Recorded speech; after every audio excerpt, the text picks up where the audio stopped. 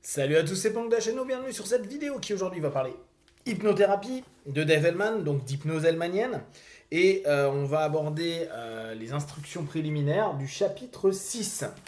Alors, dans ce chapitre-là, dans un premier temps, il met en avant un élément tout simple, hein, qui est que notre cerveau, la plupart du temps, quand on s'amuse à se faire le to pretend, fait comme si tes paupières étaient collées, il y a une partie de nous qui dit c'est bon, ça va pas s'ouvrir, l'autre partie qui dit non, mais c'est n'importe quoi, c'est un non-sens. Donc, le scepticisme pour Hellman et donc la peur potentielle peut emmener vers des choses un peu compliquées et c'est aux praticiens de l'idée et de mener pour que le partenaire se sente le plus en confort et le plus relâché et relaxé possible. Euh, donc, il met beaucoup en place la responsabilité du praticien, où il dit en gros que la plupart des choses qui vont se passer dépendent quand même de la façon dont on va faire le praticien. Vous voyez quand même la notion de posture assez haute qu'on retrouve dans l'hypnose directe, plus que parfois dans l'hypnose indirecte, bien que on en a déjà parlé, mais ça peut se discuter. Et cette notion, donc, il y a une façon de présenter l'hypnose aux patients, ce qu'on appelle nous des pré-talks, donc on va dire les discussions préliminaires. Et paradoxalement, il conseille de ne pas avoir à parler d'hypnose, de ne pas utiliser le mot hypnose. Pourquoi? Parce que un ensemble d'éléments peuvent complètement s'induire dans la croyance du partenaire avec l'hypnose. Euh, alors, dans cette dynamique-là, il donne un exemple plutôt sympa qu'un dentiste avait proposé. En gros, il dit j'ai remarqué que la plupart du temps, quand tu viens dans mon cabinet, tu es assez tendu, que tu es inconfortable, etc. Est-ce que tu n'aimerais pas, en fait, à chaque fois que tu viens en dentisterie, réussir à davantage te détendre, à être plus en phase? Et après, bah, il lui fait le processus inductif. Bah, prends une grande respiration. Maintenant, laisse-moi prendre ta main et tu vas simplement suivre mes doigts et tu vas fermer les yeux à ce moment-là. Tu vas relaxer tes muscles des yeux jusqu'à ce qu'ils ne répondent plus, etc., etc.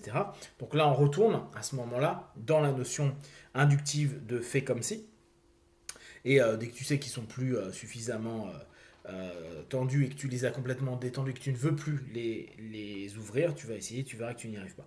Ce qu'il dit Hellman, c'est que en faisant ça, en à peine 30 secondes, on va avoir un principe inductif qui est factuel, qui fonctionne bien, même dans le rapport à dentisterie. Et donc, on va à ce moment-là pouvoir démultiplier les travaux qu'on peut faire avec le partenaire, quitte à rajouter un anesthésiant, chose qui souvent va faire peur au partenaire.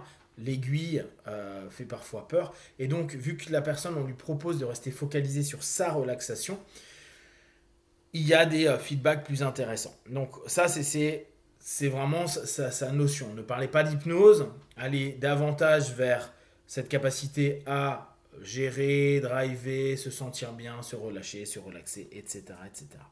Euh, il propose après un extrait d'un enregistrement d'une séance qu'il avait eue dans une des classes qu'il propose avec les médecins et les dentistes.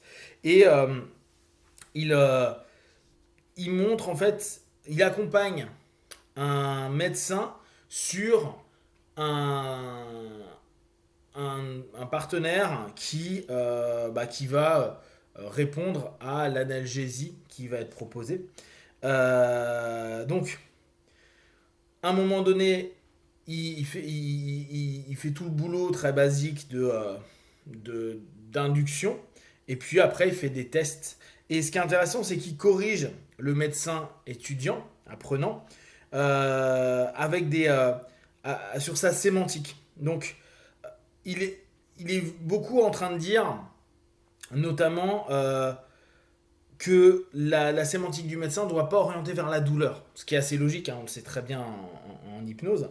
Euh, Par exemple, le médecin, à un moment, il fait si vous souhaitez vous détendre, bien vous détendre, on va pouvoir travailler sur cela sans que ça vous fasse mal. Et Hellman, là, il intervient, il dit je vais vous faire une petite suggestion, mais n'utilisez pas le mot de douleur, de peine, etc. Quand la personne est en transe, donc évitez ça. Tout ce qui est douleur, aiguille, incision, point de suture, en tout cas tous les mots qui pourraient être associés à cette douleur ou à la douleur, implantent une image de la douleur. Et vu que la personne, elle est dans la sélectivité et donc dans la suggestibilité, elle va plus se focaliser sur ce qu'elle ressent et donc l'associer à la douleur. Donc il vaut mieux éviter, ça on le sait tous bien, hein, même si on a la capacité d'être dans le rapport à la négation euh, qui est très factuel, c'est-à-dire que on sait très bien que le ne pas peut être très bien compris, néanmoins on ne va pas risquer quoi que ce soit et on va, surtout dans le cadre où il y a quand même des douleurs physiques induites par un process, on va optimiser pour avoir des bonnes performances. Ce que je vous donne souvent comme exemple, c'est il est toujours plus utile d'aller vers l'objectif que l'on souhaite, c'est-à-dire savoir ce que l'on veut, plutôt que dire ce que l'on ne veut pas. Bah, on ne veut pas que tu sois connecté à la douleur, ça fait un process. Alors que dire aller vers la relaxation, tu as un autre process, mais qui va droit au but, vers ce qui nous intéresse. Donc là, on est sur tout ce qu'on connaît dans la sémantique hypnotique. Euh, Si ça se passe sans que quoi que ce soit vous dérange, en vous sentant bien, etc., etc. Donc après, le médecin, il reprend, il fait son petit laïus inductif, gardez les yeux fermés, etc., etc. Puis à un moment, il dit, alors là, c'est intéressant, parce que vous allez voir, c'est un petit peu l'inverse qu'on peut retrouver dans l'hypnose indirecte. Laissez-le se détendre jusqu'au bout de vos orteils, et maintenant, ne vous sentez-vous pas bien? Question qui est intéressante en indirect. Et Elman, lui, direct, il rebondit et dit non, non, euh, n'allez pas vers cette sémantique négative. Alors, dans un premier temps, il dit il faut faire une suggestion avant de faire un test. Et ça, c'est intéressant pour les personnes qui travaillent un peu sur les profondeurs de transe. La plupart du temps, quand on arrive au niveau analgésique, donc au niveau somnambulique, on est bien d'accord que c'est suggestion qui entraîne une conséquence analgésique, anesthésique. Ce n'est pas le niveau de transe qui induit spontanément l'analgésie. D'accord? Donc ramenez toujours avant de tester la suggestion qui emmène ce que vous souhaitez. Comme par exemple, nous allons faire un petit test, vous ne le sentirez pas ou vous ne le remarquerez pas. C'est intéressant cette notion de ne pas le remarquer, ne pas prendre la conscience dessus. Blabla. Donc, qu'est-ce qu'il dit d'autre, hein? Pareil, qu'est-ce que tu veux utiliser comme outil, etc. Ou qu'est-ce que tu pourrais demander à ton infirmière ou à ton aide. Ne pas utiliser les mots pince, forceps, blablabla. Parce que là, à nouveau, on recrée potentiellement des croyances et on induit, on suggère un ensemble d'éléments qui peuvent être compliqués. Vous avez l'habitude. D'accord, donc après, bon, il fait son petit test, il montre au partenaire que tout se passe bien. Donc il revient sur la question. Moi, je ne poserai pas de question, je ferai plutôt une déclaration, en gros une suggestion. Remarquez comme c'est bon, plutôt que dire cela ne vous fait-il pas du bien. Il oriente, hein, on le sait bien. Encore plus dans l'hypnose directe, on est vraiment dans cette notion orientante de suggestion.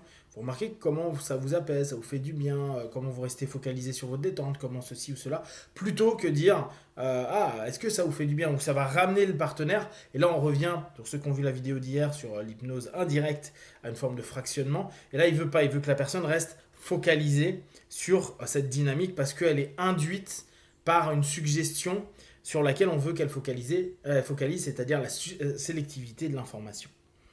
Voilà, bon après, c'est juste 2-3 fins de séquence. Voilà globalement cet article-là, cet chapitre-là qui nous donne des éléments donc assez factuels du pré-talk et qui nous donne déjà l'orientation vers laquelle Hellman souhaite aller avec une valeur sémantique à prendre en compte. D'ailleurs, le chapitre qui suit de mémoire, c'est justement sur la sémantique. Ouais, c'est la méthode de fermeture des yeux avec les deux doigts. Et en sous-titre, c'est sémantique de l'hypnose. Donc ça sera le chapitre 7. Si vous avez des questions et des remarques sur ce chapitre ou sur les autres chapitres de Hellman, n'hésitez pas à me le faire savoir sur Facebook, YouTube, j'y répondrai le plus rapidement possible. Pensez, pour l'instant, moi j'ai pas de feedback de John Butler pour l'édition en français. Il a disparu. Peut-être que pendant ce confinement-là, je vais tenter de relancer pour voir s'il y a quelque chose à faire.